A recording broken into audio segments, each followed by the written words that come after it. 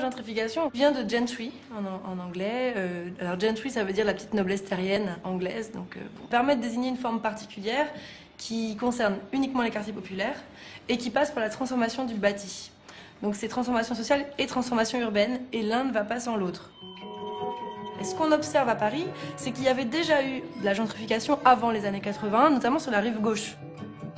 Quand on pense rive gauche, on pense très aisé. Or, il y avait avant des quartiers très populaires, comme le quartier de la rue Mouffetard, qui était un quartier populaire, qui maintenant est quartier aisé, très touristifié, muséifié.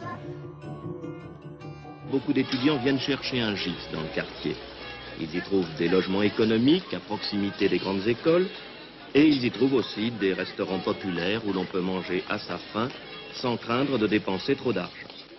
Mais dans Paris, c'est la proximité des beaux quartiers qui favorise l'embourgeoisement ou la gentrification. Donc ça s'est diffusé, c'est un processus de diffusion spatiale de ces beaux quartiers vers d'abord la rive gauche. Par exemple, dans le 6e arrondissement, il y avait le côté Faubourg Saint-Germain très aisé, et puis le côté des petites rues, de la rue Saint-André-des-Arts, etc., où là c'était plus populaire. Et c'est là où il y avait le Faubourg Saint-Germain alternatif, le jazz, etc.